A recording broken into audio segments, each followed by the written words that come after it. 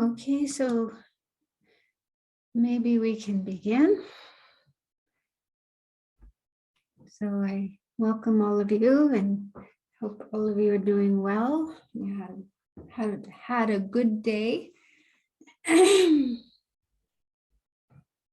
We're still early in the morning here in America. So day is just starting. Okay, so we are spending the weekend looking at the topic of compassion. And I thought to start this morning with some meditation, another meditation from the book by Geshe Jinpa called A Fearless Heart. So this is a meditation that can help us have more kindness and acceptance and compassion towards ourselves. So we'll begin by settling our body and mind and spending a few minutes generating a positive motivation for what we are doing together today, tonight. And then a few more minutes doing meditation on the breath to really settle the mind, calm the mind. And then I'll guide this meditation, which is called Accepting Ourselves.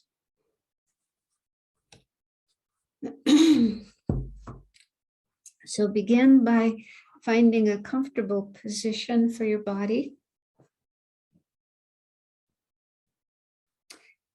So comfortable means not having too much pain or discomfort, but it's always a good idea to keep your back straight when doing meditation, because this helps our mind to be more clear and concentrated, awake. So whether you're sitting on the floor cross-legged, or you're sitting in a chair, or even in a sofa, try to arrange your body so that your back is upright rather than leaning back or slouching. Try to keep a straight back. If you have a back problem and you're not able to keep your back straight, then of course that's another matter. So you just try to find the best posture for you. But if you don't have such a problem, do try to keep your back straight. And let your body relax.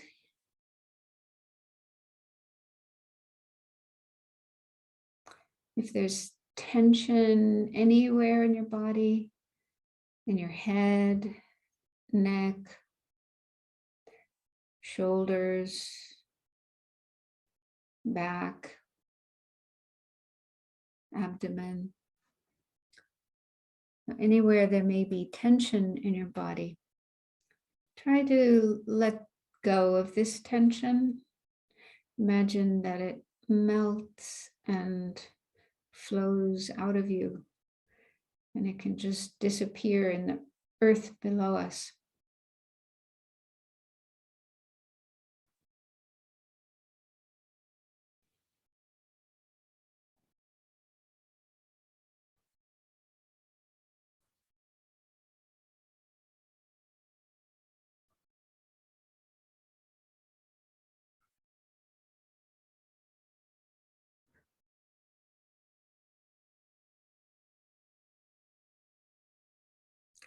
Another good way of releasing tension is to take a few deep breaths.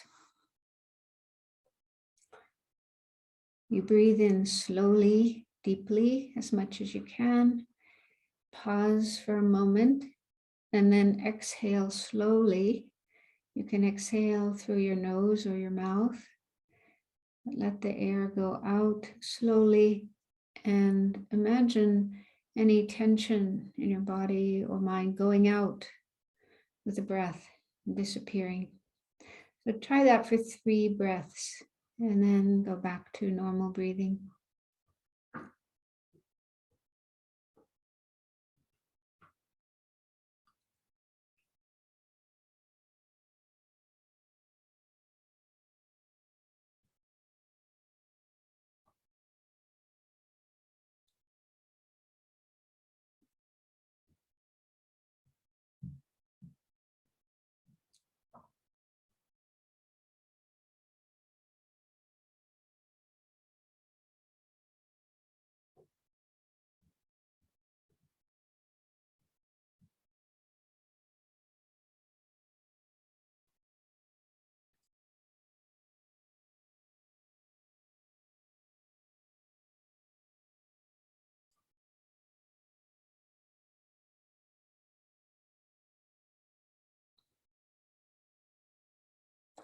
So normal breathing means you just allow your body to breathe.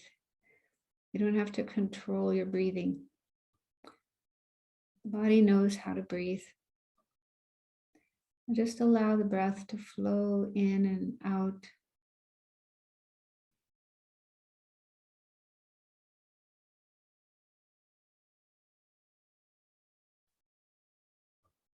And before we continue with the meditation, let's think about why we're here.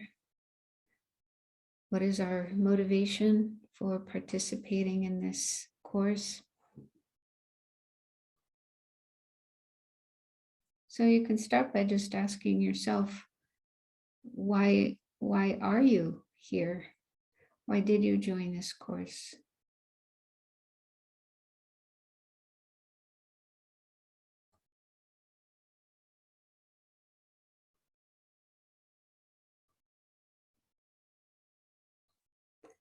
So you must have some interest in the topic, compassion.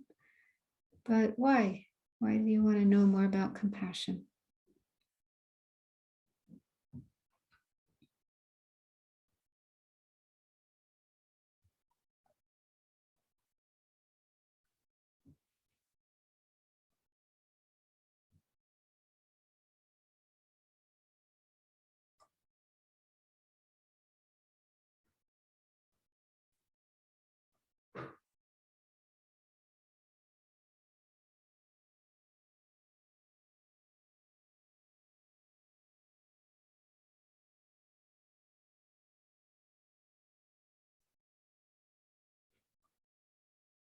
So as we learned yesterday, compassion is not only good for others and for the world, it's also good for ourselves, good for our health, physical health, also our mental health. It brings happiness and feeling of satisfaction.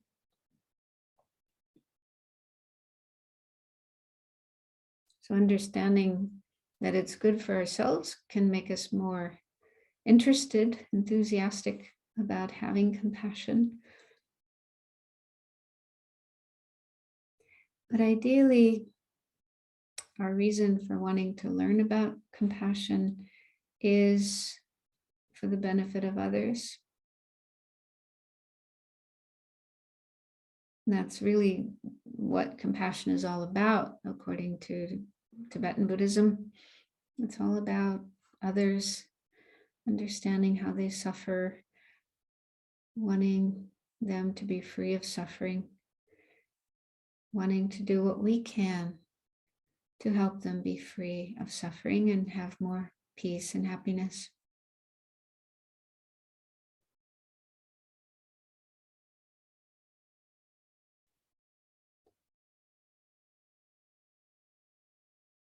So in case you don't already have that orientation, that way of thinking, then see if you can bring that into your mind and have the wish to learn something here today that will be of benefit not only to yourself, but also to others, to the world, to as many other people and beings as possible.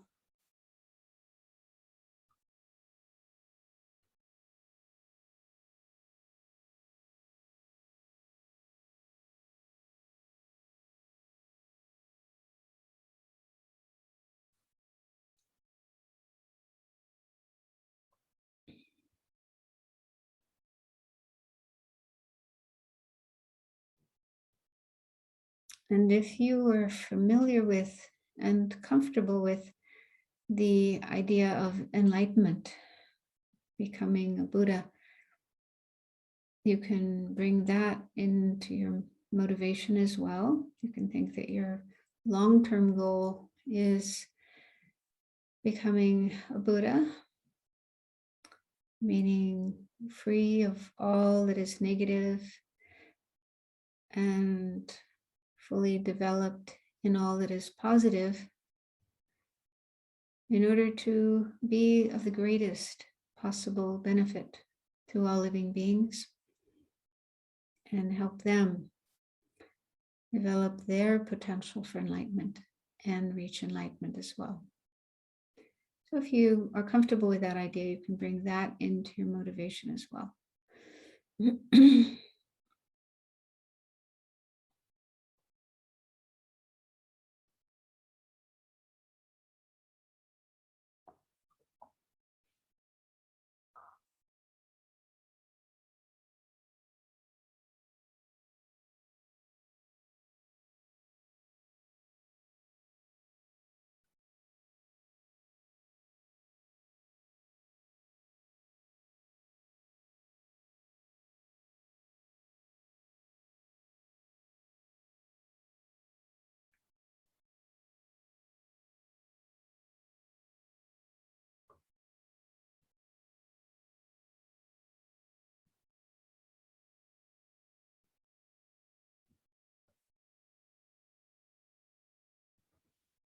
And then for a few minutes, be aware of your breathing as it's coming in and going out.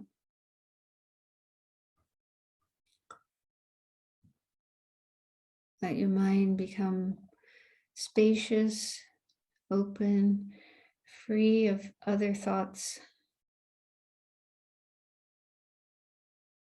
Although thoughts will come, unwanted thoughts, that's natural. But try not to be bothered by them or distracted by them. Think of them as being like clouds that appear in the sky, go through the sky, disappear. Thoughts are like that. They don't stay in our mind forever. They appear, they're there for a little while, then they disappear.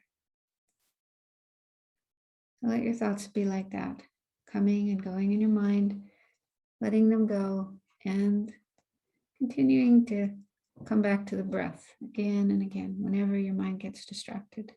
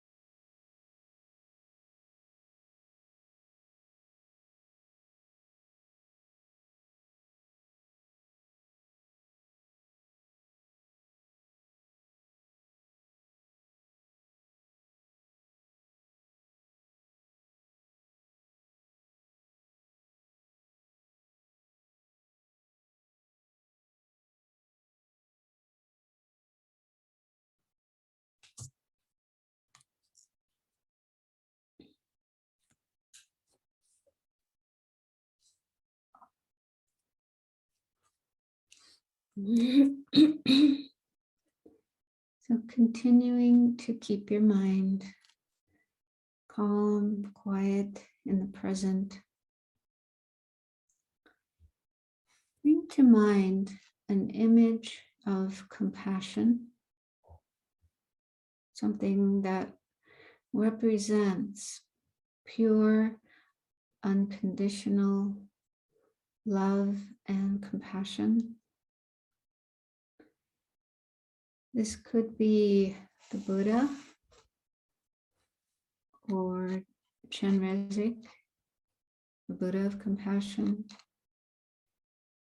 or Tara, compassionate mother for all living beings.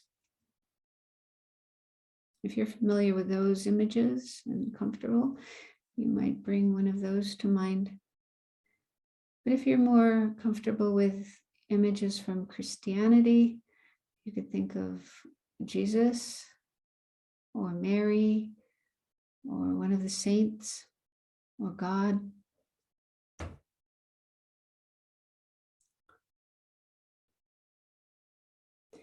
But it could also be a person you know, like a grandparent or a parent or a teacher, someone you feel totally accepts you as you are, unconditionally, loves you, cares about you, is always there for you whenever you need help.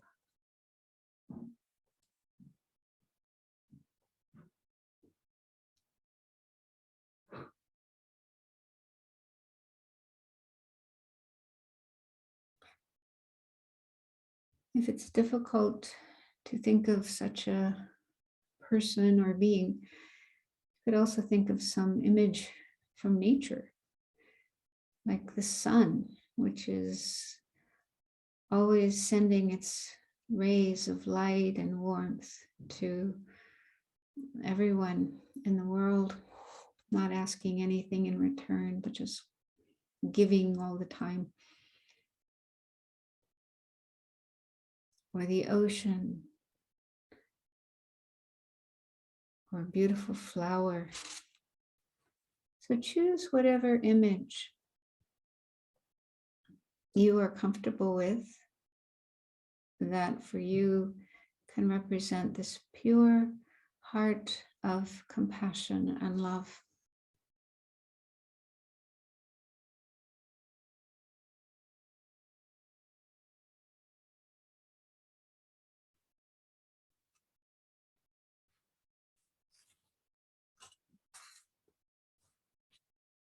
And if you can visualize that person or object in front of you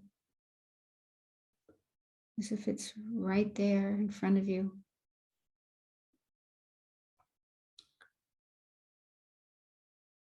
But if it's difficult to visualize, don't worry about that. You can just try to feel its presence there.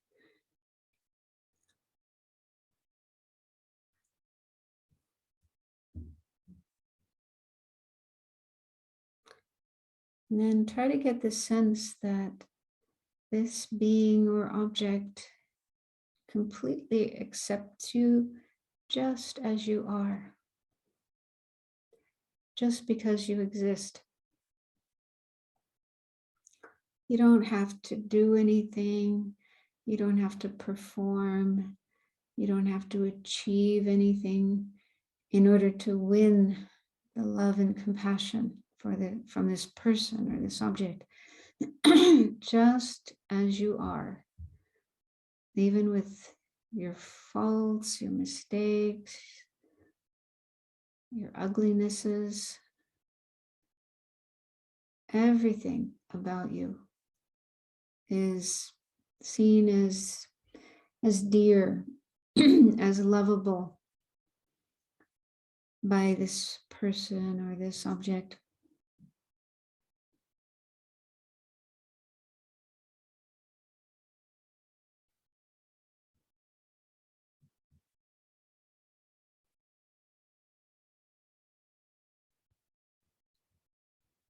There's no judgment, no criticalness, no aversion, dislike, none of that from this person or this object. Just pure, unwavering, unconditional love and compassion.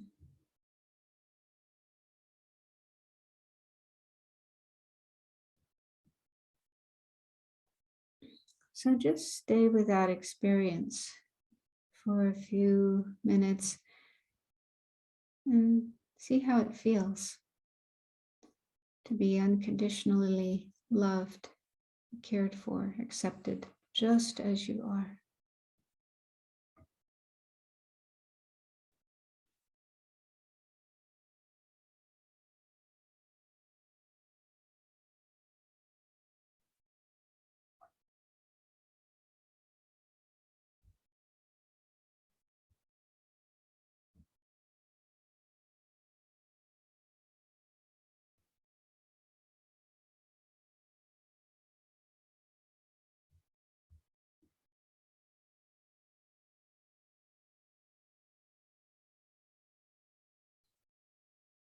See if your mind comes up with any doubt or resistance to this idea that you can be unconditionally loved and accepted.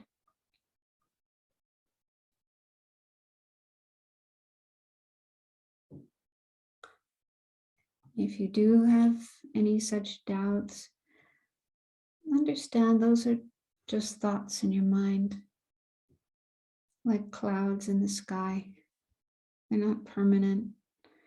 They're not who you are. You don't have to believe in them. You don't have to accept them. You can let them go. Let them dissolve in the warmth of the love and compassion coming from this person or object.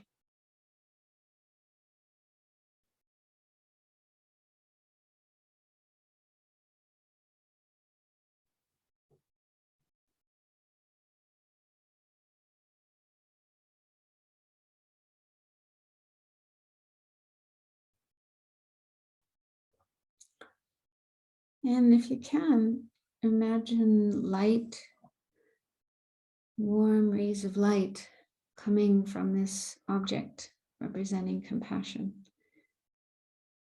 like rays of light from the sun. Imagine the light coming into you through all the pores of your body and filling your body completely.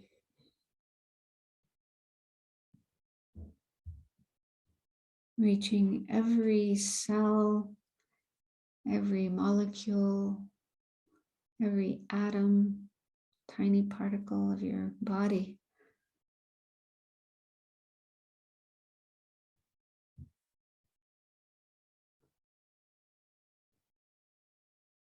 Feel that the light rays soothe you, ease your suffering, give you strength, courage, and wisdom.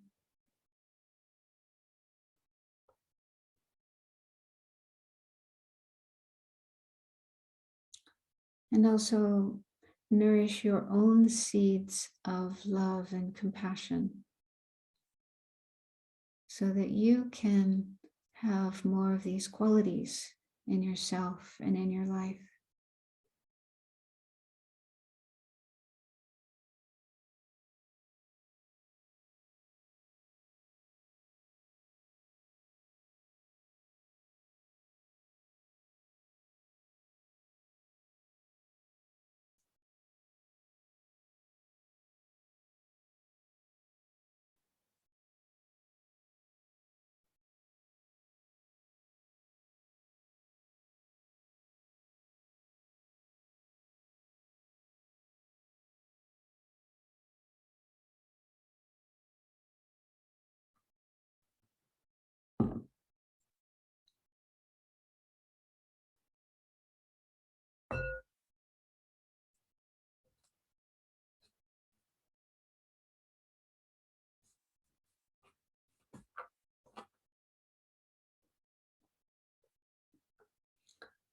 Okay, so you can come out of the meditation and open your eyes.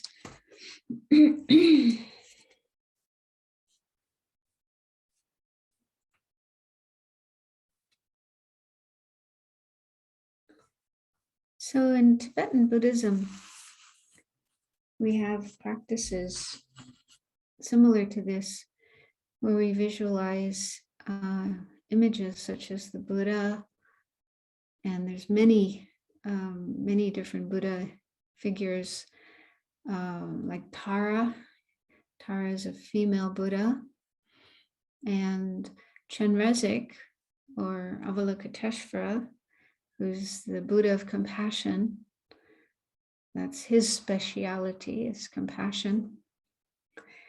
So there are practices where we imagine, we visualize such a Buddha figure in front of us, or sometimes above our head. And then we engage in different prayers and also mantra, reciting the mantra of that particular Buddha figure. And then imagining light coming from that Buddha into ourselves, filling us completely and nourishing our positive potential, and also clearing away our negative energy.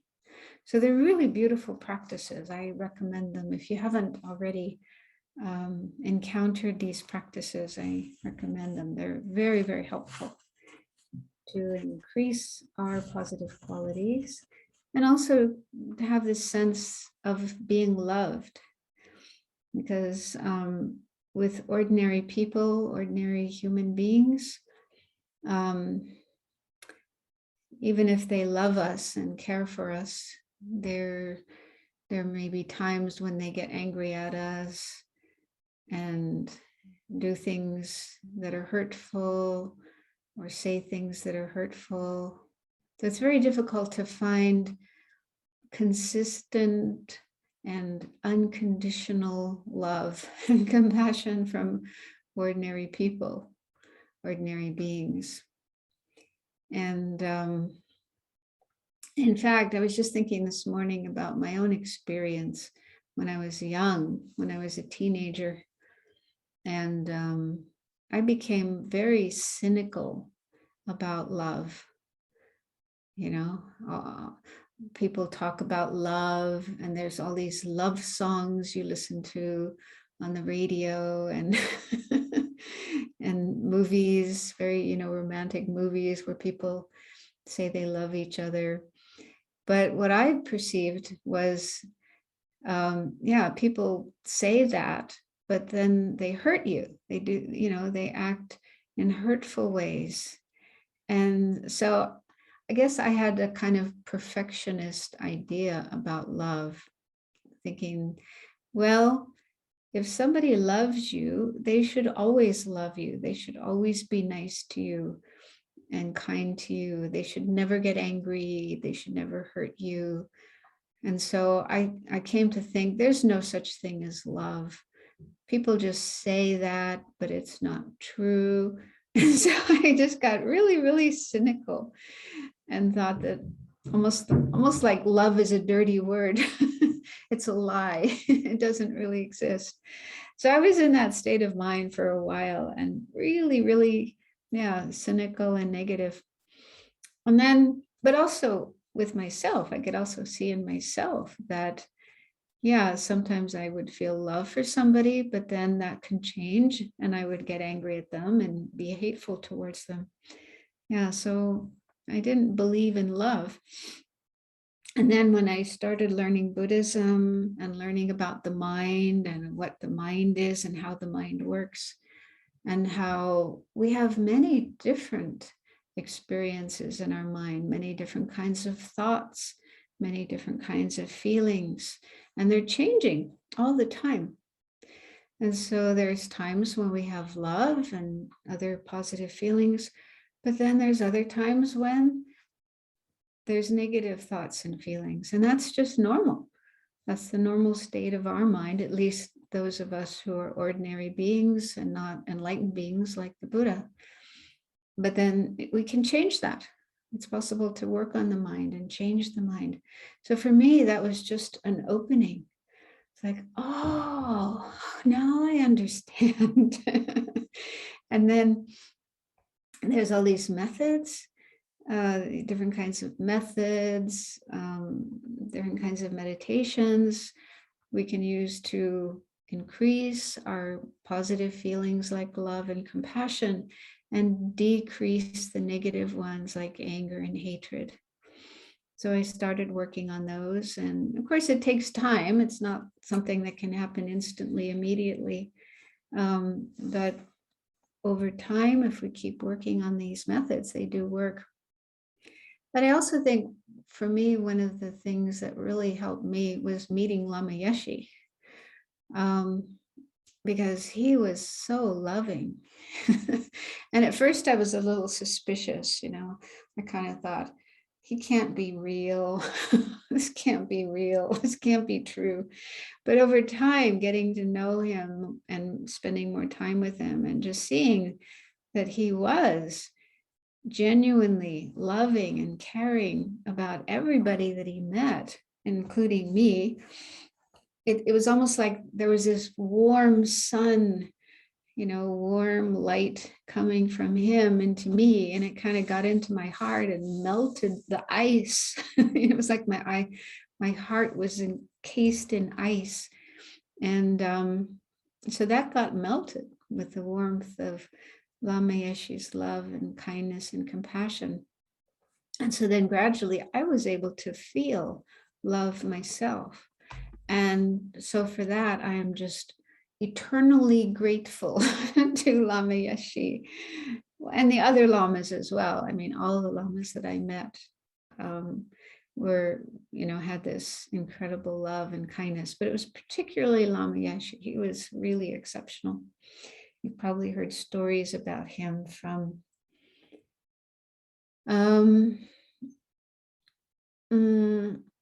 I can see a note from Carrie.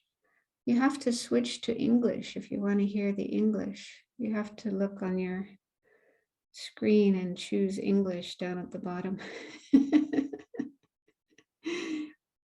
You find it? Okay. So, so Lama Yeshe was exceptionally loving and compassionate. And you've probably heard stories from Elizabeth, maybe some other older students who had a chance to meet Lama Yeshe. Unfortunately, he passed away at a relatively young age. He was only 49.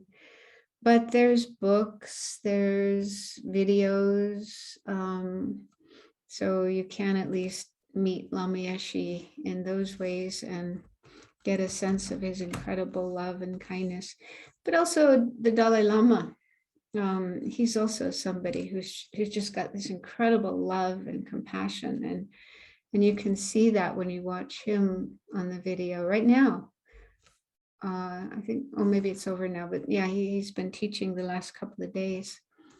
So anyway, there's lots of videos of the Dalai Lama teaching, and you can also see from his face, his body language, the way he talks, you can see this incredible warmth and love and compassion.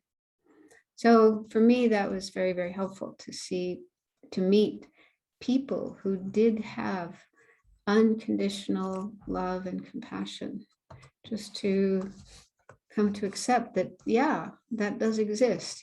It's real. It's not fake. It's true. And but I do sometimes meet people who say that they do have a hard time with feelings of love and compassion, and when they try to do meditations like the ones we're doing this weekend, where you try to generate a feeling of love or a feeling of compassion, they do these meditations, but they say, I don't feel anything. Nothing happens in my mind. So I know what that's like. I've been there. I've had that experience too. And so what I say to that is, don't give up. Don't get discouraged just because you don't feel it right away. Keep doing the meditations. Yeah, keep trying to do these meditations. And even if you just say to yourself the words, like when you're thinking of a person you're trying to develop love for, and saying words like, may you be happy, may you be free of suffering, and so on, those words, just keep doing it. Just keep saying those words to yourself, even if there's no feeling. And if you keep doing that, eventually you'll start having the feelings. Maybe just tiny in the beginning, very, very tiny feelings. And then slowly, slowly they'll grow more and more. So don't give up. In fact, I heard a talk by one American Buddhist teacher who said that, he started doing loving kindness meditation. And he was saying these words, may you be happy, may you be free of suffering. And he didn't feel anything. No feeling at all behind those words. But he kept doing the meditation. And finally, after years, it actually took him years before he could actually feel the meaning of those words. And so I was very appreciative of his honesty and his persistence. He didn't give up. He didn't give up. And finally, his mind started to change. So I really do believe we do all have love and compassion in our minds, in our hearts. It's there. And we just have to find the right causes, the right conditions, or the right amount of time. It could just be a question of time before we're able to actually have those feelings. So don't get discouraged, don't give up, just have confidence that doing these practices does work. And you may not get the results immediately. Yeah, it may take some time, but if you keep doing them slowly, slowly, something will happen. I can guarantee that because that was my experience. Also, try not to be judgmental towards yourself. If you do have difficulty having these feelings, and maybe you also notice negative thoughts coming up in your mind, feelings of anger, frustration, hatred, doubt, whatever, whatever kind of negative thoughts and emotions might pop up in your mind. Don't worry about that. That's normal. The reason we have negative thoughts and emotions coming up in our mind is because of past experiences. If we get angry now, today, it's because we got angry in the past. We have many instances of getting angry in the past. Each time we get angry, it kind of leaves a seed in our mind that can give rise to another experience of anger. Similar to what happens in nature. You have a certain kind of tree or a certain kind of plant, it drops seeds in the ground, and the seeds are there in the ground. And then when the right conditions come together, water and heat and so on, then the seeds will grow and make a new plant, a new tree. It's similar to what happens in our mind. We have seeds of anger, seeds of attachment, seeds of jealousy, seeds of doubt left from past experiences of those kind of feelings.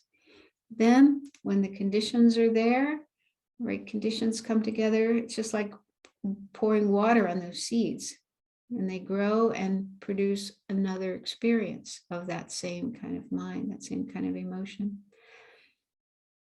So what we can do in the spiritual path is purify.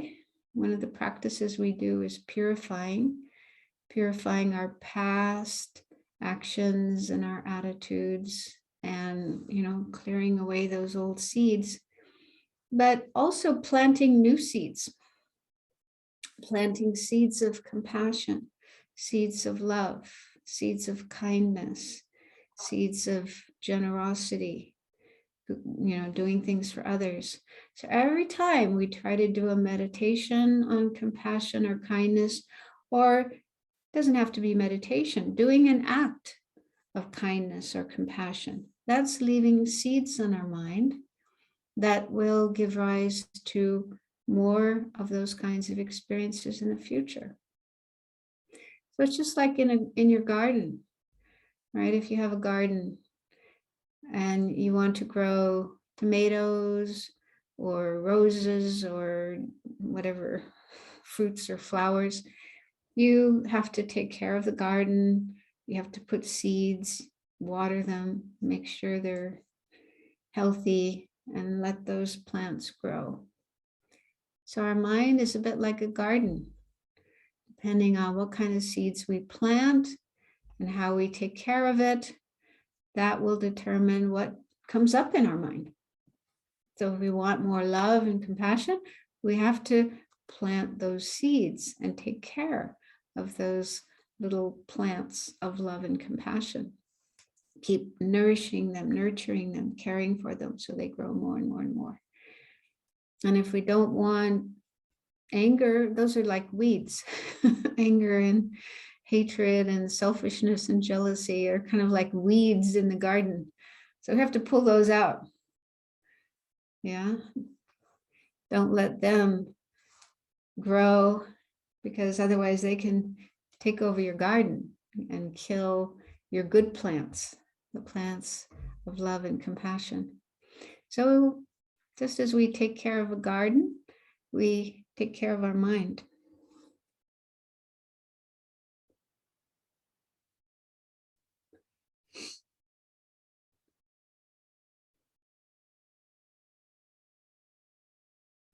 So I really do think that every person, and in fact, every being, does have these qualities of compassion and love. There's even cases of animals. You may have heard of this or seen videos of animals taking care of other animals, even not the same species. Of course, mother animals take care of their babies, but there's also cases of animals taking care of, animals that aren't the same kind of species, dogs taking care of cats, cats taking care of pigs. And so it's like, even in animals, we can see the signs of care and kindness and compassion. So if animals have those qualities, then of course, human beings do as well.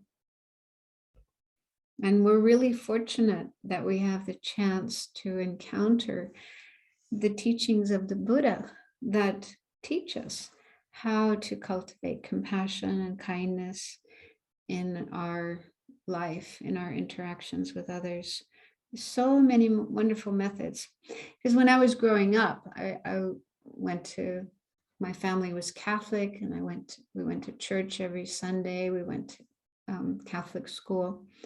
So the same kind of values are taught there, being kind, being compassionate, not being selfish, not being hurtful. But what I found was there was no methods how to be that way. It was almost like, we talk about the saints, stories of the saints, these people who have these incredible qualities like Saint Francis and Saint Teresa and so on. So they just seem to have these wonderful qualities from birth or naturally, they just kind of arise naturally in them. And I would feel, I want to be like that, but I don't know how. I don't know how to be that way. I don't know how to change myself. I'm angry and I'm selfish and I'm mean and nasty. I don't want to be that way, but I don't know how to change myself. So when I learned Buddhism, one of the things I love about Buddhism is that there are actual methods, tools that you can use to change yourself. and they work. So that's, yeah, it's so wonderful, so precious to have these methods. And you don't even have to be a Buddhist to use these methods. They can be used by anybody. So if you belong to another religion, you can still take these methods from Buddhism and use them in your life, in your mind, to have more compassion and less anger and selfishness. Okay, so I was talking about the obstacles to compassion. There were a few questions that people asked. They were sent to me by email, and I will answer them along the way as we go through these methods for dealing with obstacles. So could we have again the slides?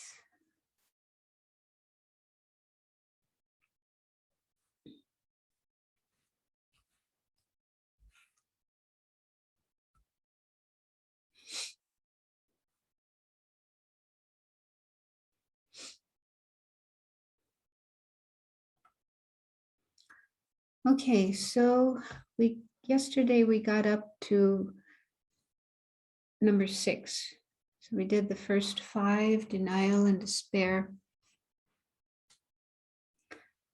I want to say a bit more about denial and despair, how to avoid those. Denial happens when we just can't deal with suffering.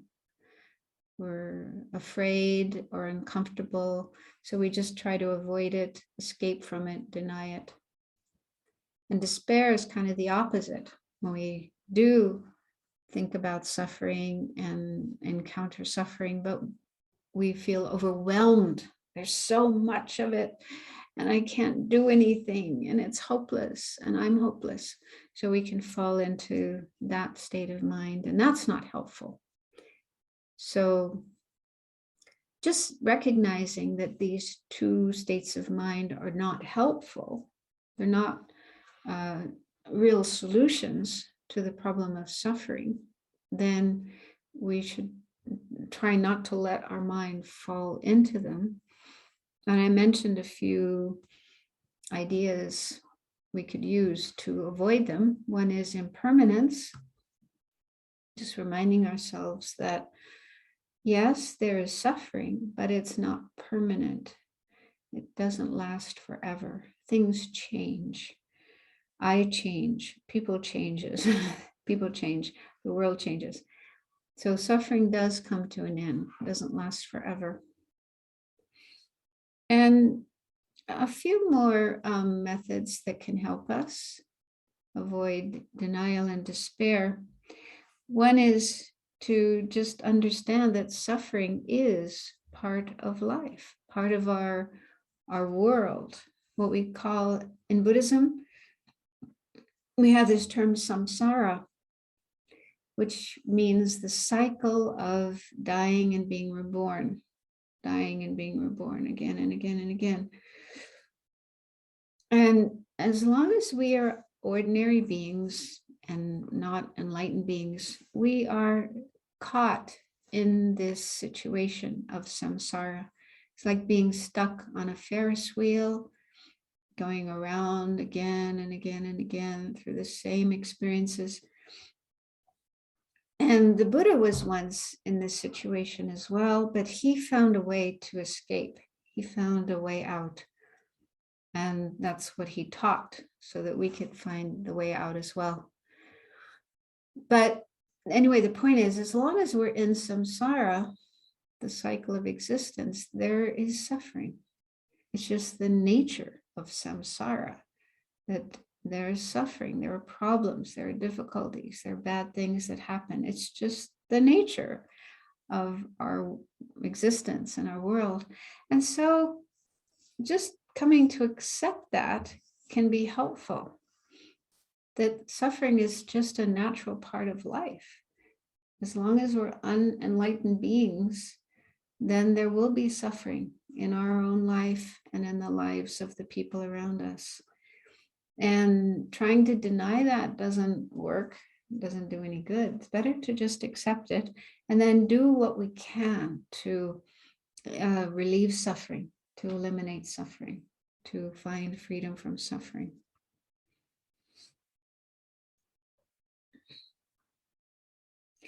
Also,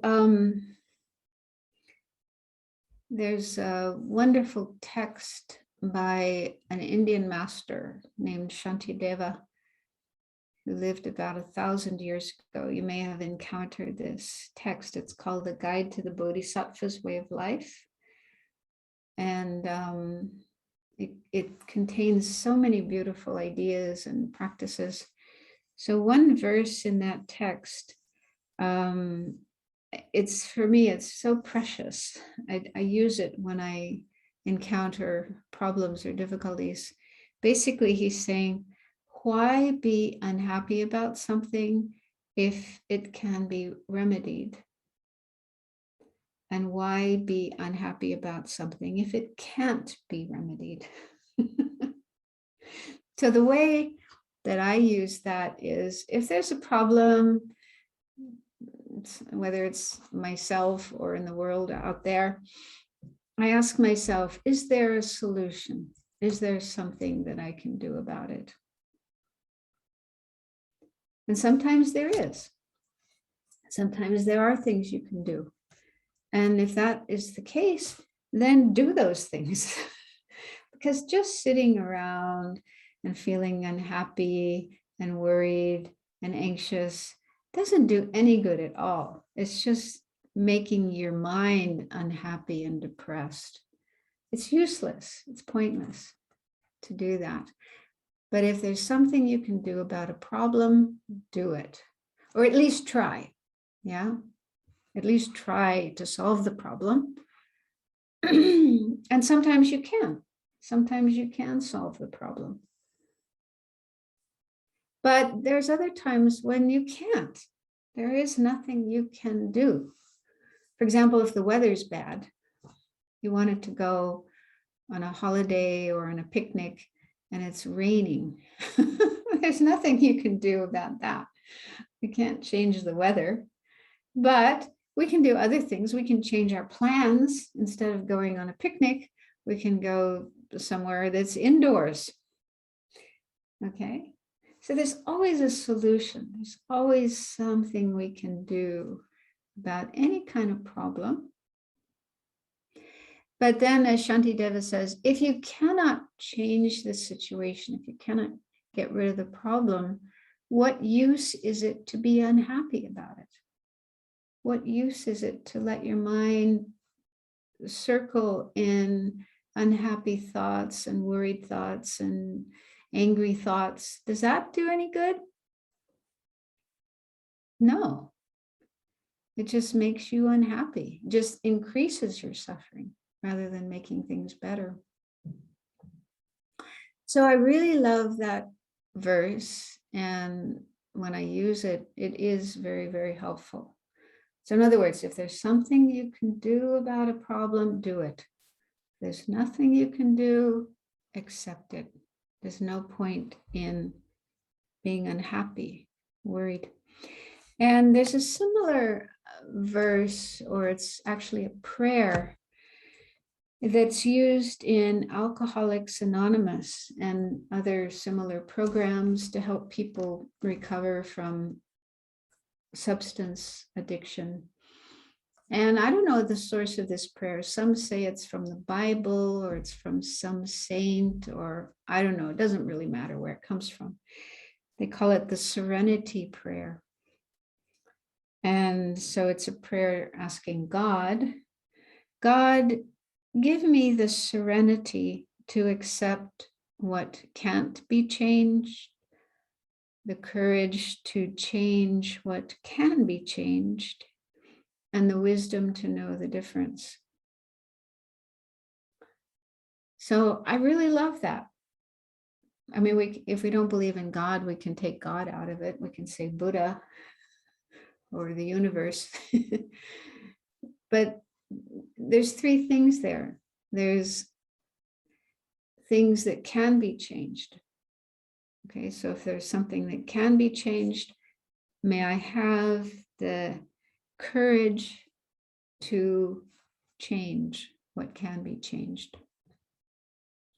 And then there's some things that cannot be changed.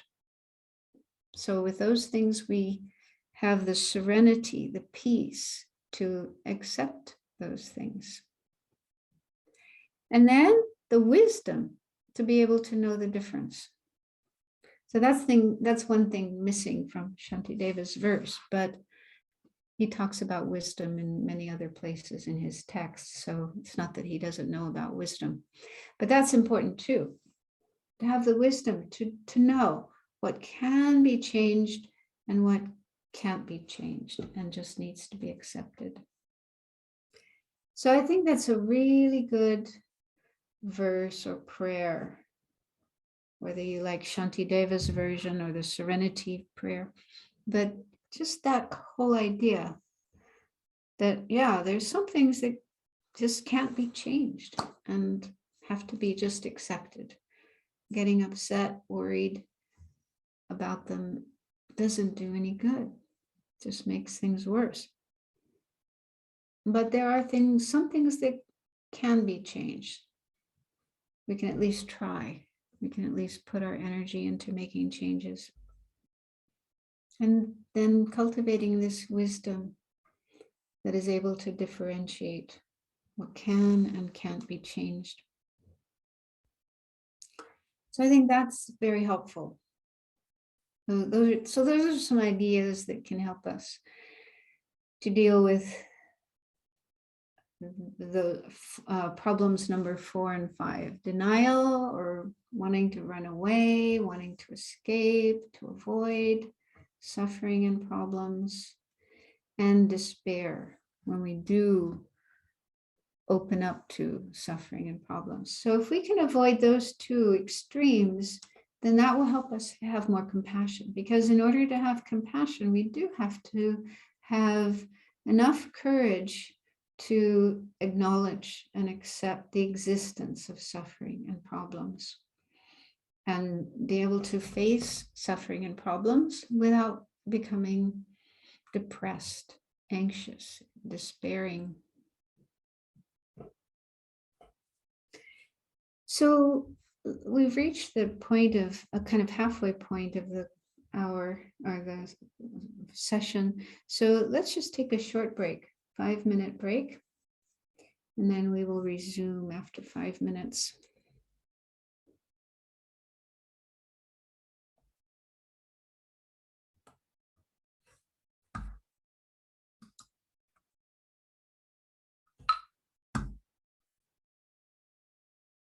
Just wanted to share something. The first evening, Friday, I spoke about this man in Paris who saved the little child who was hanging from the balcony. And somebody asked a question: is that really compassion? How do we know if that's compassion or not?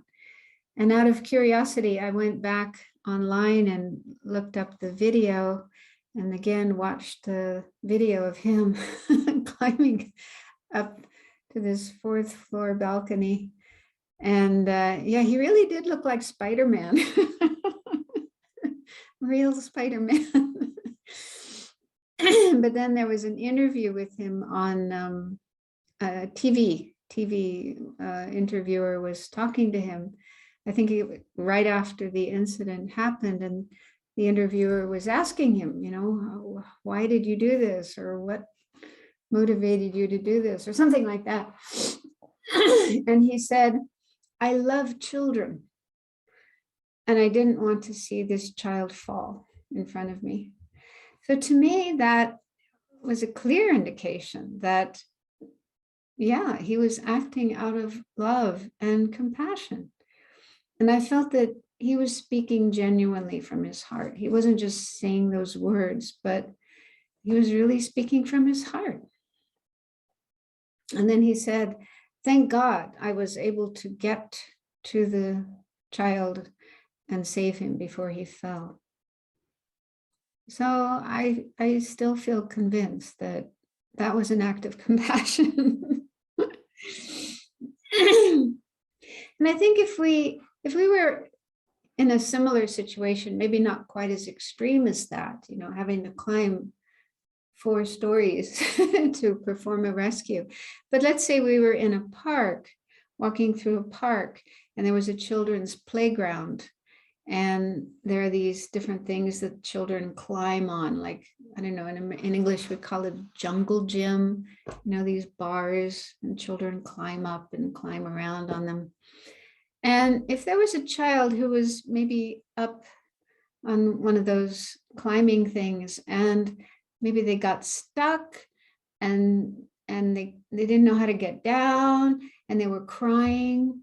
Yeah. So if we were to see that, I'm sure we would go up and, you know, help this child get down to the ground again. Yeah. And that happens because we recognize there's a being, a little being who's kind of helpless and frightened and in a difficult situation they don't know how to get out of. We would step in and help, right? So I'm sure we would all act in that way, as long as we were physically capable. If we were in a wheelchair and we couldn't walk, then maybe that's a different thing. But then we'd probably try to call out to somebody else who could come and help. But yeah, that is compassion. So I think it's important for us to acknowledge that we do have compassion. Maybe it's not there all the time, every minute, every second, but there are times when our compassion is aroused and we act on it. We do what we can to help somebody who is in need. So that is compassion. We do have it.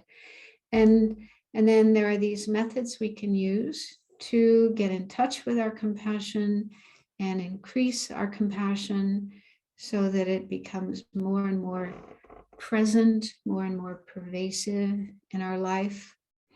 And also I was thinking, my understanding is that compassion isn't only something that is there when we see suffering, when we observe suffering or hear about suffering, but ideally it's something that becomes a presence in our life, a state of mind, an attitude that we bring in our interactions with other people. So especially at times when there are other people or beings, because in Buddhism, compassion isn't just for people, but also for animals and even for insects. There's lots of beings around us. So, when there are other beings around, compassion understands that they don't want to suffer. They don't want suffering. They want happiness instead of suffering. And it will influence the way in which we act in relation to other people and other beings, so that we really try our best to not harm them, don't do anything harmful to them, and help them if they need help. Yeah. So if we see an animal or an insect that's in some kind of trouble, maybe it's fallen into water, or like moths trying to fly into a candle flame.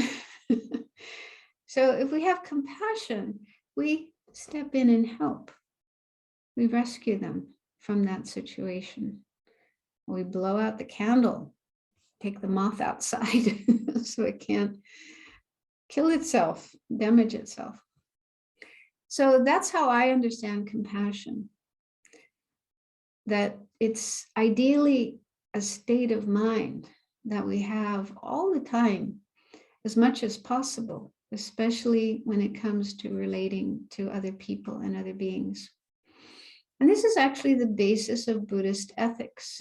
So in Buddhism, ethics or some people call it morality, but I prefer the word ethics. This is a very, very important aspect of Buddhist practice. It's said to be the foundation for everything else that we do, like meditation and developing compassion and wisdom and so on. So it all needs to be based on ethics. And sometimes it's hard to find a definition, an explanation of what ethics is, but one that I found is that ethics is living our life in a way that we don't harm others. We refrain from doing harmful actions like killing, stealing, and so on. We try to refrain from harming others, and we even try to give up thoughts of doing harm. That's more difficult. Sometimes harmful thoughts come up in our mind, but gradually, slowly, over time, we can even get to the point where we don't even think about doing harmful things. So to me, that's compassion. Compassion is not harming others and not even trying to not even think of harming others, having the thought, the wish to harm others. It takes time, of course, to develop this. But yeah, so like I say, I see it as something we try to cultivate and we try to have with us as much as we possibly can, especially when it comes to other people and other living beings. Yeah. I saw in the chat box, somebody asked the question, what's the difference between love and compassion? I did speak about that earlier, but they're similar. In fact, the Dalai Lama says they're two aspects of the same thing. Like we think of them as two sides of a coin. Love is more wishing others to have happiness. Compassion is wishing them to not suffer. So they're very close, very similar. And ideally, we have both. We have both love and compassion. So let's go on to other obstacles. If we could have the, yeah. Okay, so number 6 on the list is pride or arrogance. And Geshe Jinpa mentioned this in his book, and he seems to talk about it more as something that would prevent us from receiving compassion from others. For example, he said, due to pride, we may not accept other people's offers of help. And he actually mentioned an incident when he was studying at Cambridge University. And so he was quite young at that time. And he saw an elderly man walking with a cane. And he offered to help this man. And the man responded like, you know, he was annoyed.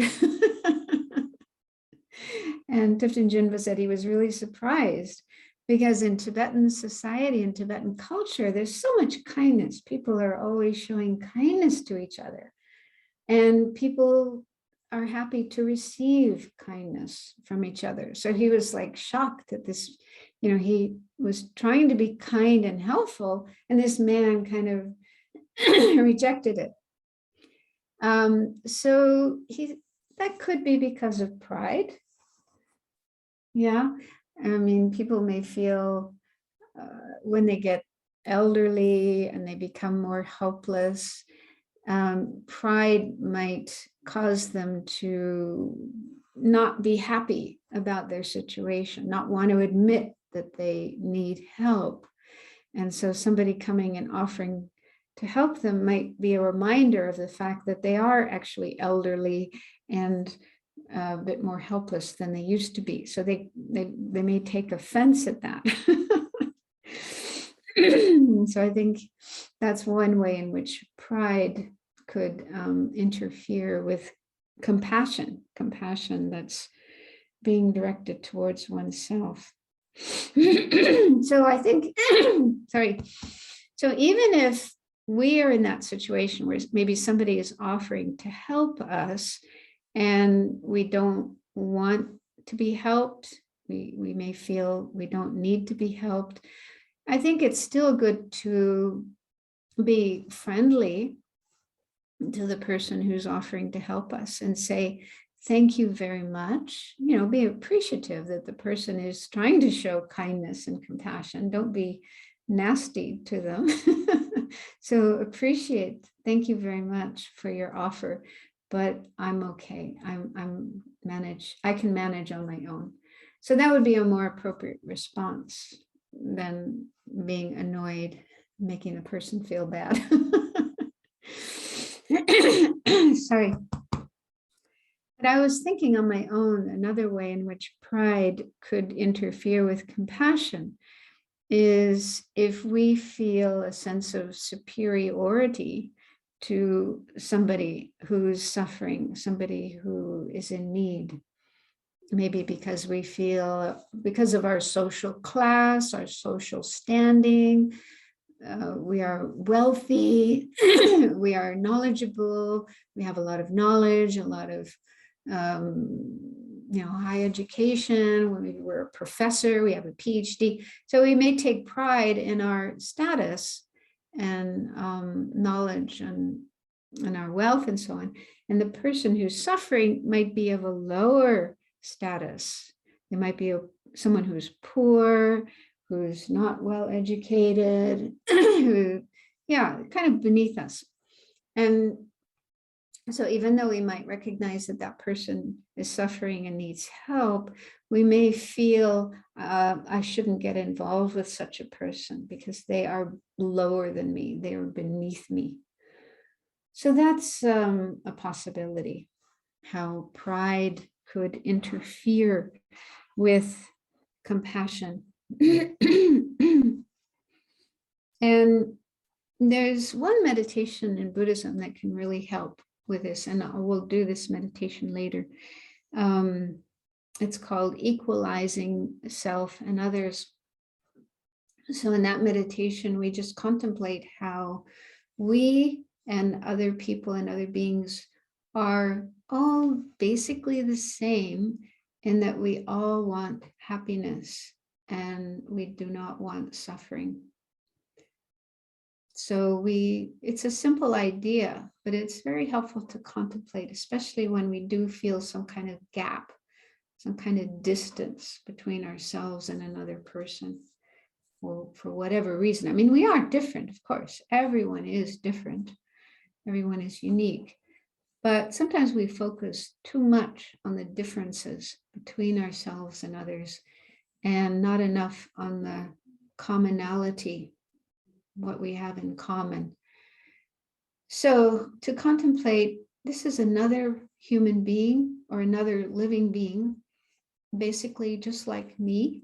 They want to be happy. They want to have good experiences. They don't want to suffer. They don't want to have bad experiences.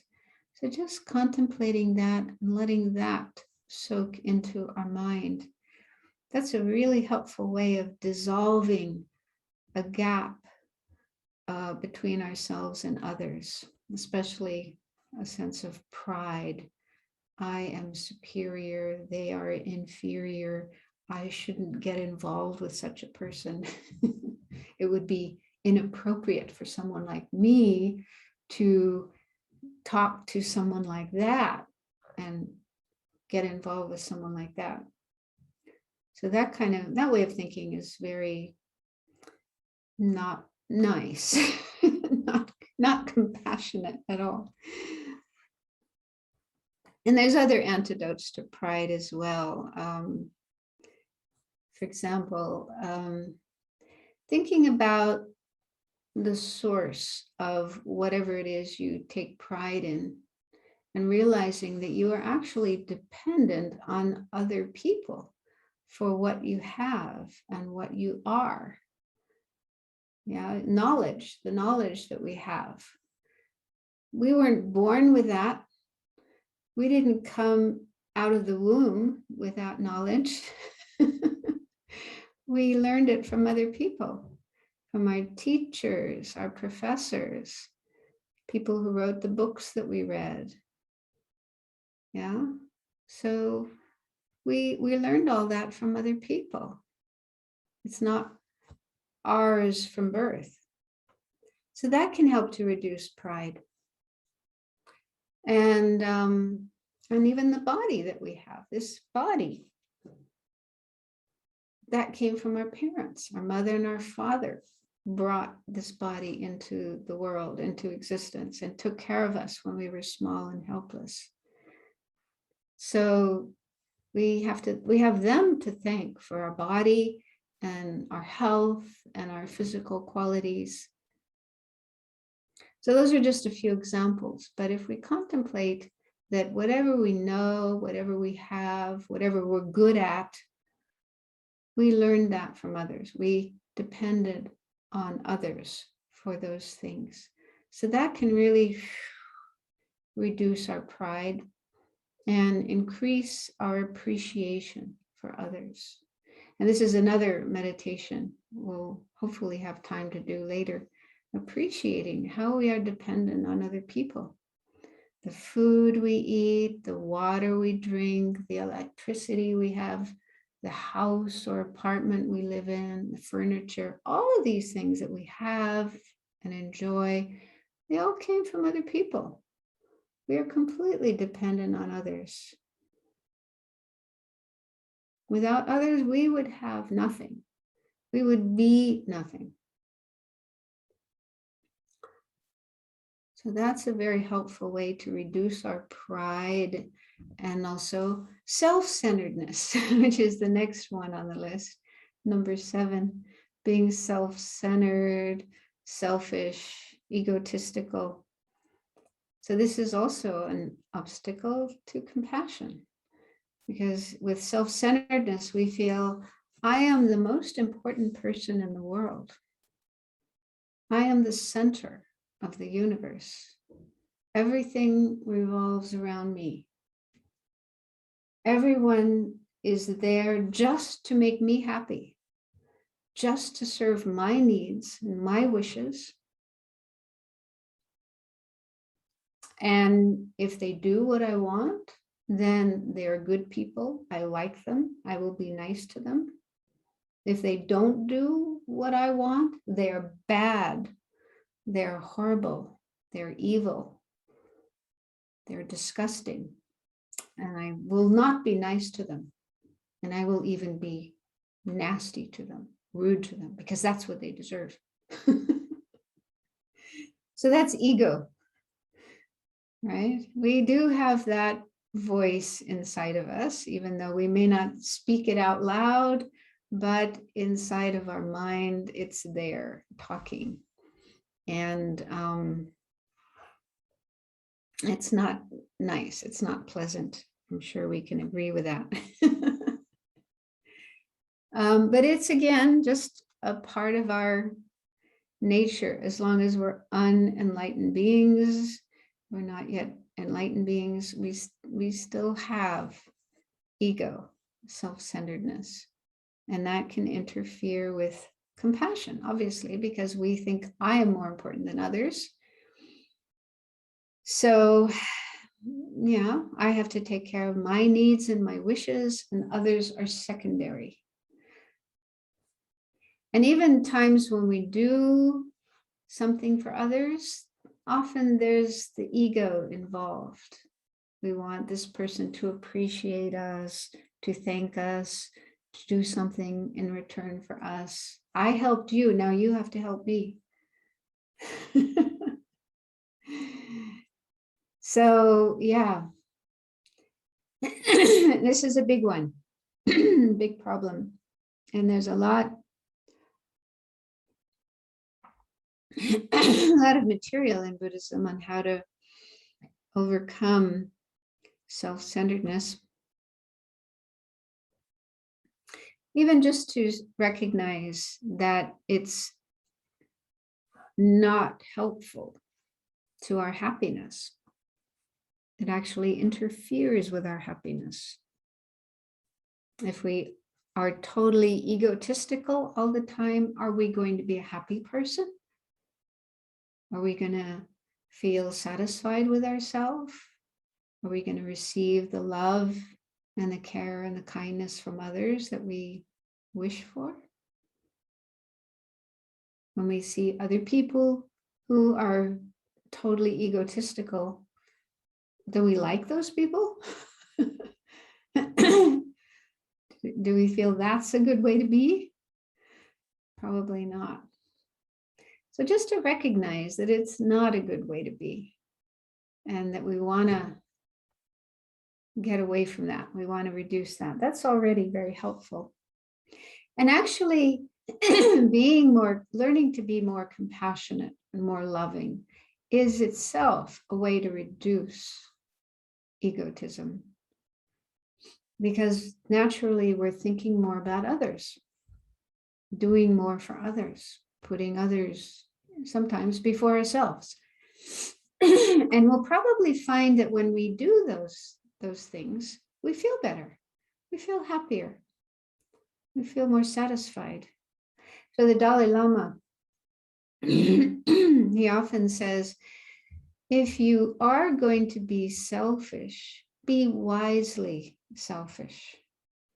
What he means by that is, if you want to be happy, if you want to make yourself happy and fulfill your own needs and your own wishes, the best way to do that is by caring for others. If you care for others, if you have kindness, compassion, helpfulness towards others, you will be happy. That's the best way for you to be happy. And so we try that out, we try being more caring and kind and helpful to others. We probably will find, yeah, this does feel better. I feel better when I'm like this. I like being this way. I want to be this way more. And so then we'll make more effort to be kind and compassionate and to be less selfish. So that's actually a very helpful way to counteract self-centeredness.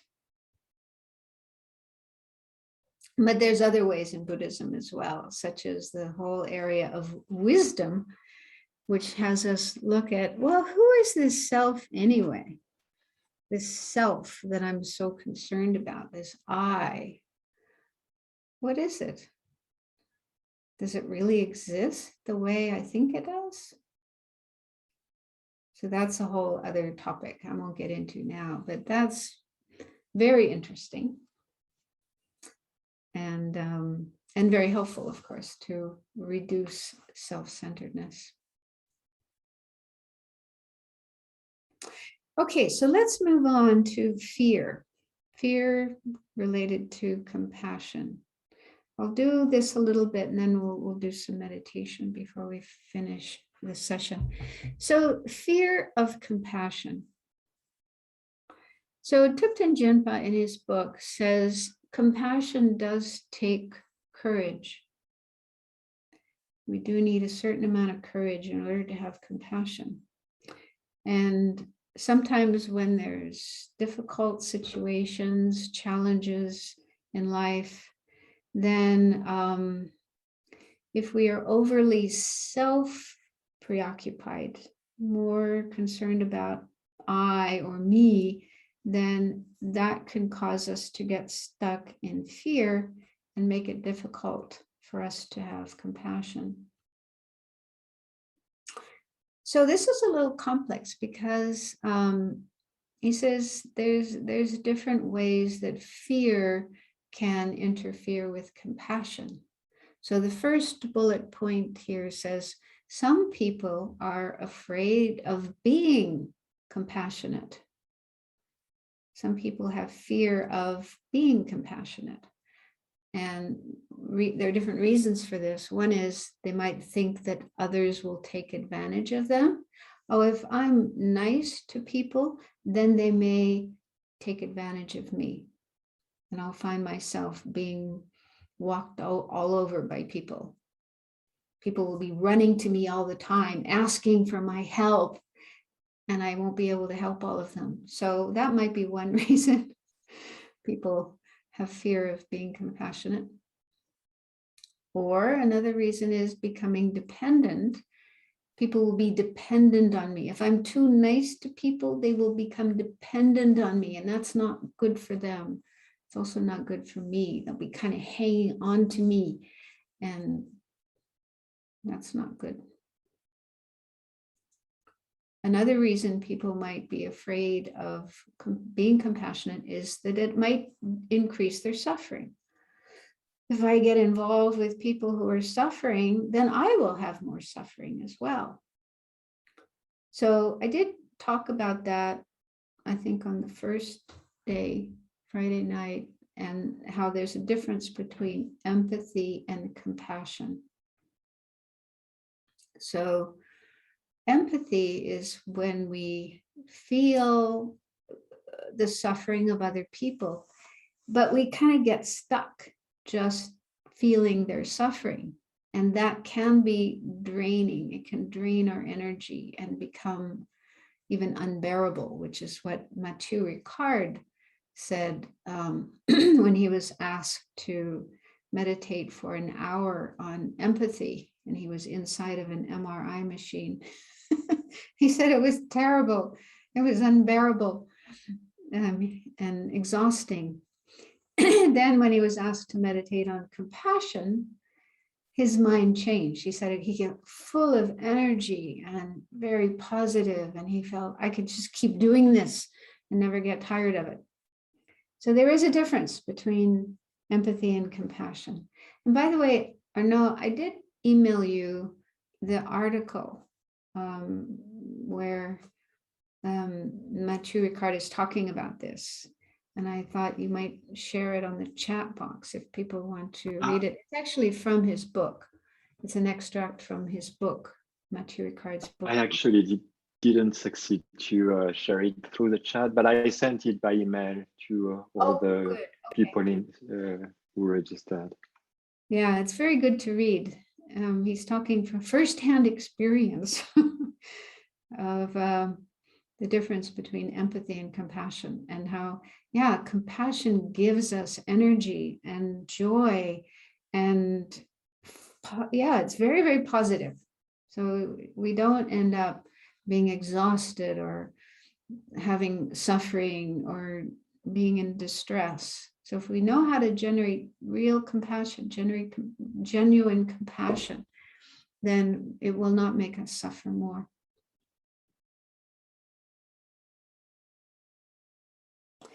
And another thing that I've heard sometimes is some people might think that being compassionate means being weak and soft, and then people will walk all over you and take advantage of you. Yeah, I guess that's similar to what Thupten Jinpa says. You have to be tough, you have to be strong, and compassion isn't tough and strong. And this is a misunderstanding. This is not understanding what compassion is. The second bullet point says, some people are afraid of receiving compassion for others. So that's a different kind of fear. One reason for that might be that people think if someone is being nice to me, they're showing me compassion, they probably want something from me. Have you ever felt that way? Yeah. So you're suspicious. Well, it could be true in some cases. In some cases, somebody's being nice to you, and it may not be really compassion, but maybe they're, trying to get something from you or to get you to do something for them. So you might be a little bit apprehensive in the middle, in the beginning, and just try to check out, what is this person's motivation? Are they really being compassionate or wanting something from me?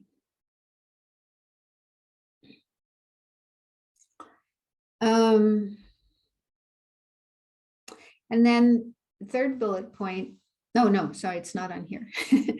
I have it in my notes, that some people may also have fear of self-compassion. Some people may be afraid of having compassion for themselves. And they think, if I am nice, if I have compassion for myself, I may become weak, I may become overcome, I may be overcome with sadness and grief because I'm thinking about my suffering. And maybe some people also fear that if they have compassion for themselves, then that makes them selfish. Self-compassion means selfishness. So we did look at that yesterday, and hopefully you're clear that being self-compassionate, having compassion for yourself, is not the same as selfishness, self-centeredness. It's different. So Geshe Jinpa says that many of these fears come from not understanding what compassion actually is. It's not weakness. It's not letting people take advantage of you or letting people do whatever they want. So this is what some people worry about. If, let's say, there's somebody doing harmful things, causing problems for other people or for yourself. And they may think that being compassionate for this person means you just let them do whatever they want. You're passive. You don't do anything. You just stand back, let them do what they want. That is not compassion. That is not the meaning of compassion. Because if you think about it, if you let somebody do harmful things, hurtful things, wrong things, is that really compassionate? In terms of karma, what kind of karma is that person creating? It's bad karma. So is it compassionate to let people create bad karma? Because if they're creating bad karma, they're going to suffer in the future. They're creating suffering for themselves. And they're also creating suffering for others. They're harming others. So is that compassionate? No. The real compassionate thing to do would be to stop this person. If we can, it's not always possible, but if we can do something to get the person to stop their harmful behavior, then they will stop creating that bad karma and they will stop harming other people. So the most compassionate thing to do would be to try to stop the harm, the bad things the person is doing, if possible. It may not be possible. And also our motivation. We have to check what's going on in my mind. Are we acting from anger, hatred, impatience, wanting to harm this person? That is not the right motivation. So initially, we might need to work on our mind, spend some time contemplating to clear away thoughts of anger and hatred towards this person and generate compassion for this person. I'll talk later about how to have compassion, how we can generate compassion for somebody who's doing harmful things, but it is possible. So if we clear away our negative thoughts and feelings and replace them with compassion and love and genuine wish to help this person, and then do whatever we can to stop them from their harmful actions. So that's the most compassionate things. That's the appropriate thing, the ideal thing to do in response to harmful behavior. Not easy, of course, not so easy to do, but it is possible, it is doable. So having, I'll read from, what Thupten Jinpa says about this. Having compassion for perpetrators of injustice doesn't mean that we condone their actions, and it doesn't prevent us from confronting them.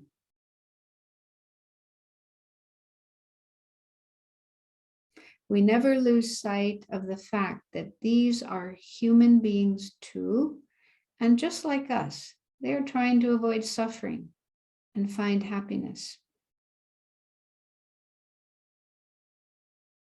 Now, this is one very helpful contemplation. This is just another human being like me. They're just trying to find happiness and avoid suffering. And what they're doing may be the opposite. They're actually creating suffering for themselves and for others. But that's because of confusion. I mean, Buddhism says all of our problems are based on confusion, ignorance. We just don't understand the reality of things. We're very confused, very mixed up. And we're trying to do what we think is the right thing to do, what will bring good results. But often what we're doing is just the opposite. It's just creating more suffering, more problems, rather than happiness. And we've probably all had that experience ourselves in our life.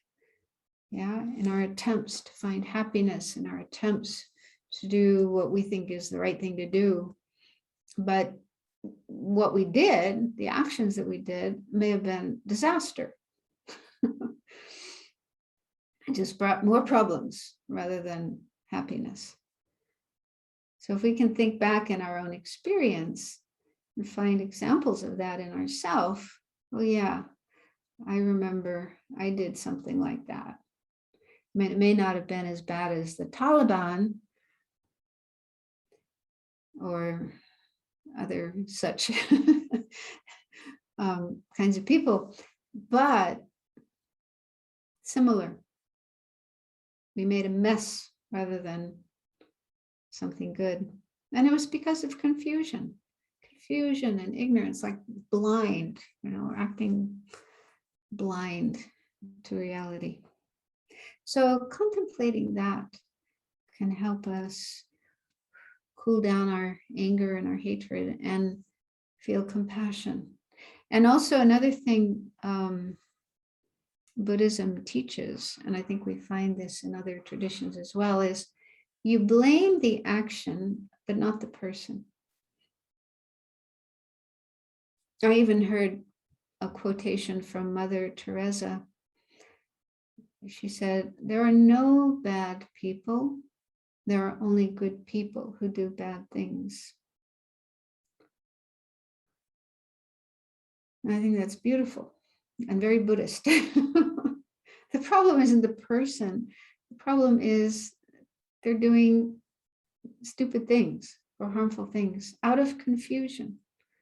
But the person themselves isn't bad.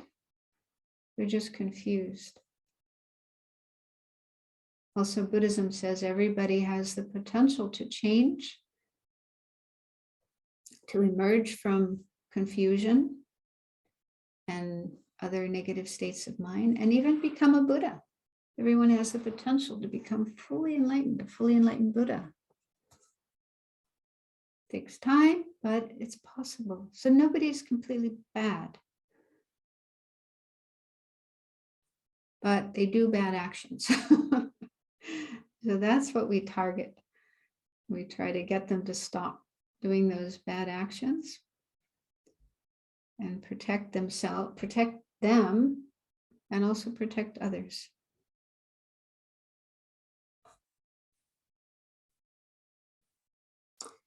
So we're getting short of time. Maybe we don't have enough time to do a meditation. We'll do a meditation at the start of the next session. But there was one question that was sent related to fear. This was from Brooke.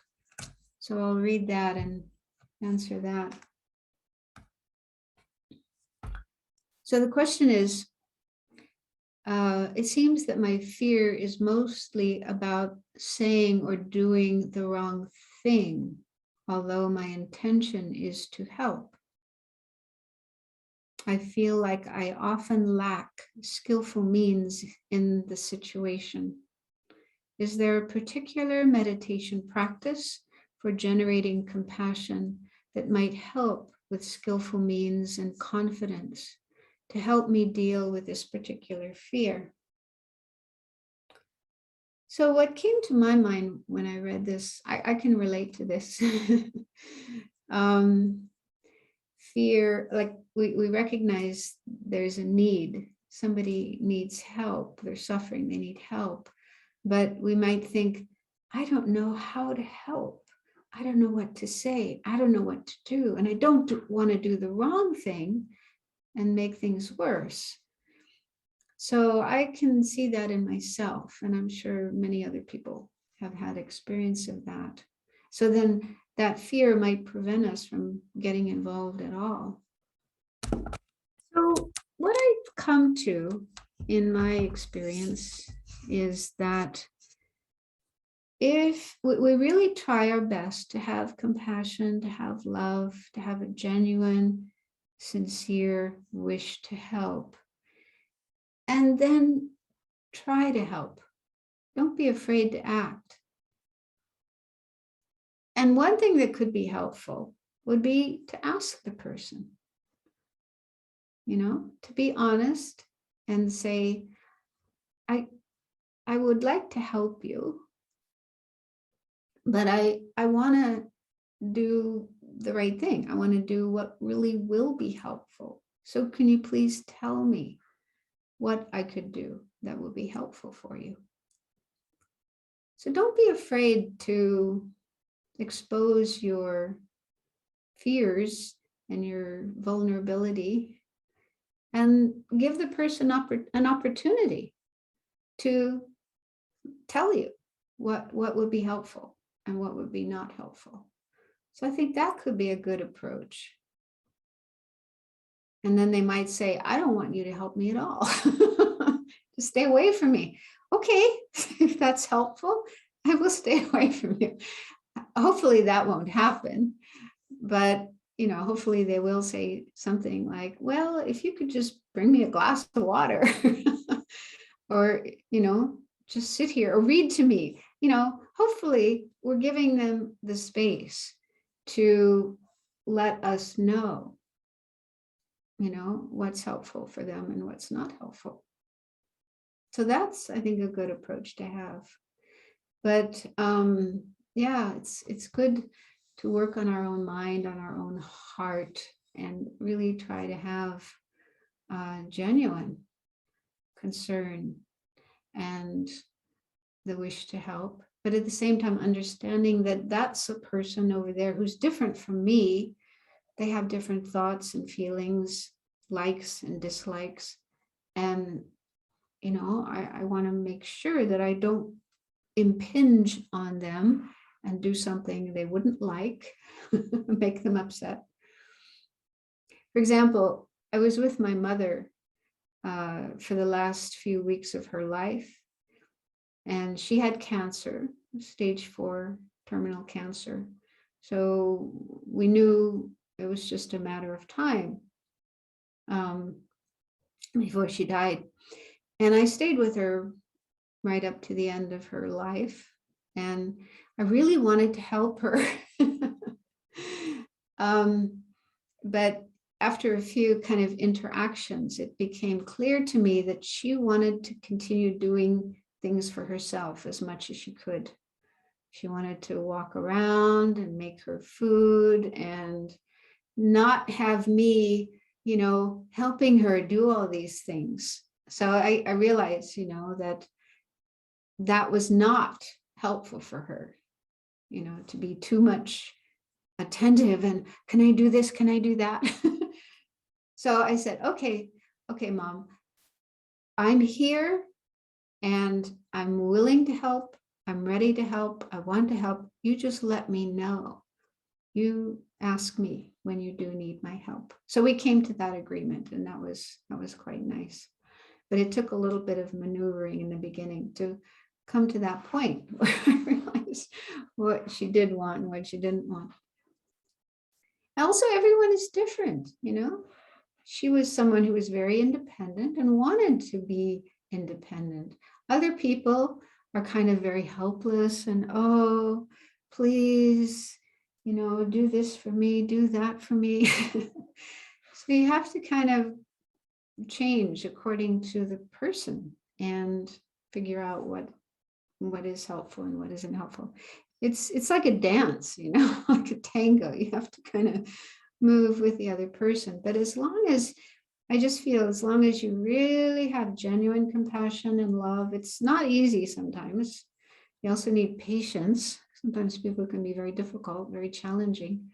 But, you know, as much as you can, have genuine compassion and really want to help the person, but you might need to make changes, adjustments according to their situation, what's going on with them, their thoughts, their feelings, their needs. So as far as a meditation to help you do this, I don't know of a specific meditation for this, but just compassion, you know, genuine compassion, but also wisdom. Wisdom is understanding that, well, there's different kinds of wisdom, but just conventional wisdom to understand that people are different and you need to understand, try to understand another person and what is good for them and what isn't good for them. And even if they're in a bad state of mind and maybe even showing some anger or impatience towards you, don't take that personally, but understand that something's going on with them. They're going through challenge, especially if somebody's ill, in pain, dying. It's a very challenging situation in their life. And I was thinking, one book I came across some years ago, I think the title of the book is, I Don't Know What to Say. It was written by a doctor, a Canadian doctor who had worked in hospitals for 25 years and mostly with cancer patients. So he saw a lot of suffering from cancer and death. And so the book is really about what is going on with a person as they are suffering from cancer and dying from cancer. Or it could be any dying from any kind of, but just what that's like for a person and what kind of thoughts and feelings and changes they go through. I can put it in the chat box afterwards, the link to it, but it's very, very helpful if we can try to understand another person and what they're going through. It's very difficult. Dying is a difficult time in a person's life. And so with understanding, then that can help us to have more patience, compassion, not take things personally, get depressed. And I think in places like America, there's also a lot of support groups, a lot of help. So if you're a caregiver yourself and finding it exhausting and challenging, you can call on other people to help you, different groups or doctors, nurses, hospice organizations, and so on that can help you deal with that kind of situation. So I hope that's helpful. And I also think one last thing before we stop, even if we do make mistakes, I mean, it's inevitable we're going to make mistakes. We can't be perfect as long as we're not Buddhas. But if we act with genuine compassion, if we really try to have compassion and love and do what we hope will be beneficial for others, and even if they don't respond in the way we would like, at least we acted with compassion. Yeah, at least we tried. That's the important thing. Like the Dalai Lama sometimes says, whenever he meets people, he always smiles. He smiles and says, hello. And he says, most people will smile back and say something back, but some people don't. Some people look angry. And he says, well, yeah, I can't make that person happy, but at least I feel good. Just by me being friendly towards another person, that's good for me. I feel happier. So we have to understand we can't make everybody happy. Even the Dalai Lama, even the Buddha can't make everybody happy. That's just not possible. But at least if we ourselves have a good thought, a good motivation, kindness, compassion, the wish to help, and we try to help, that's good enough. And don't worry if we make a mistake. We can say, I'm sorry, I was trying to help. I didn't realize that that's not what you wanted. Let me know what it is you want me to do. So try to keep things open and communicate with the other person. So let's stop. We have a break now, an hour break. So we went a little bit over time. So we'll start again at 4 minutes past the hour, which I think 7:04 according to your time.